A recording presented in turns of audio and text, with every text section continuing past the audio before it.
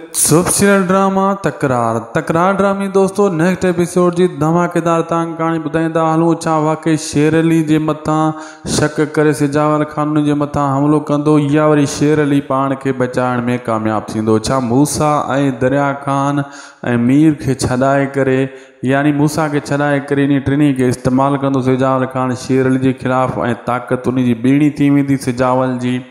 दोस्तों तव्हांखे अॼु वॾी अपडेट ॾियण वारा आहियूं त नवाब खान नैना जो आख़िर छा कयो, छा उन खे मारे छॾियईं, हाणे हू गुम करे छॾियईं, किना कयईं ऐं वक़्त जो छा थींदो? दोस्तों वीडियो खे आख़िर ताईं ॾिसो ऐं दासी टीवी यूट्यूब चैनल खे बि ज़रूरु सब्सक्राइब कंदा। दोस्तों मां तव्हांखे ॿुधाईंदो हलां नवाब खान जो वार कामयाबु थी वियो ऐं शेर अली जेको उतो इतफ़ाक़ सां गुज़रियो उहो शक सॼो ई सिजावल जो शेर अली ॾे हलियो वियो ऐं जॾहिं अकबर वारा चवंदा शेर अली खे असां उते ॾिठोसीं ऐं सिजावल चवंदो इन फायरिंग कई आहे ऐं पुलिस खे बि इहो ई बयानु ॾींदो ऐं शेर अली खे वार्निंग बि ॾेई ईंदो सिजावल खान त हाणे तूं हुशियारु थी वञ, तोसां मां हीउ कमु करण वारो आहियां। ऐं जेको आहे दोस्तों शेर अली बि सम्झी वेंदो त हीउ मूंखे फसाइण जी चाल खेॾे रहिया। नवाब खान इन शइ में ख़ुशि थी ईंदो ऐं अॻी क़िस्त में मूसारा बि छुटी ईंदा ऐं दरिया खान बि जेल मां निकिरी ईंदा ॿई ऐं उन्हनि जो बि नवाब खान सिजावल खान खां गारंटी वठंदो ऐं मीर बि इन्हनि सां गॾु हूंदो ऐं बख़्शल दोस्तों हाणे गद्दारी कंदो मीर सां, पर हाई लेवल जी गद्दारी कंदो। पोइ मीर खे ख़बर पवंदी।